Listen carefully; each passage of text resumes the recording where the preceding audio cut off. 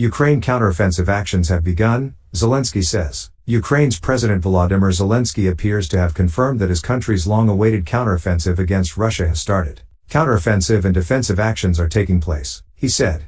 But he added that he would not talk in detail about which stage or state the counteroffensive was in. The comments come after an escalation of fighting in the south and east of Ukraine and speculation about progress of the widely anticipated push. Ukrainian troops are reported to have advanced in the east near Bakhmut and in the south near Zaporizhia, and have carried out long-range strikes on Russian targets. But assessing the reality on the front lines is difficult, with the two warring sides presenting contrasting narratives, Ukraine claiming progress and Russia that it is fighting off attacks. Meanwhile, in Russia's Kaluga region, which borders the southern districts around Moscow, Governor Vladislav Shapsha said on Telegram that a drone crashed near the village of Strelkov early on Sunday. The BBC has not independently verified the report. Russian President Vladimir Putin said in a video interview published Friday that Ukrainian forces had certainly begun their offensive but that attempted advances had failed with heavy casualties. Speaking in Kyiv on Saturday after talks with Canadian Prime Minister Justin Trudeau, Mr. Zelensky described the Russian leader's words as interesting. Shrugging his shoulders, raising his eyebrows and pretending not to know who Mr. Putin was, Mr. Zelensky said it was important that Russia felt they do not have long left. He also said that Ukraine's military commanders were in a positive mood,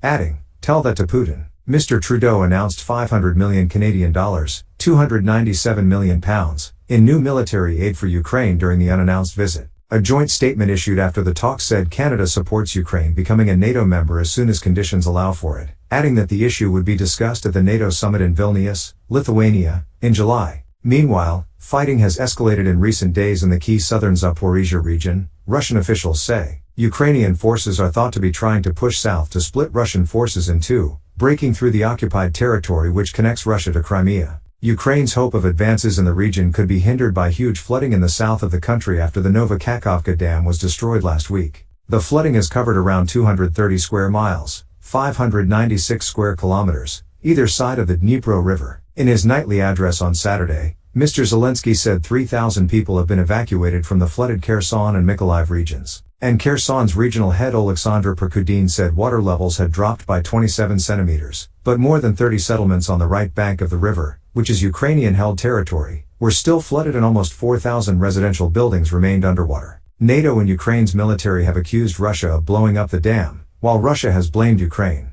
However, it seems highly likely that Russian forces, which control the dam, decided to blow it up in order to make it more difficult for Ukrainian forces to cross the river as part of their ongoing counteroffensive, the BBC's Paul Adams says.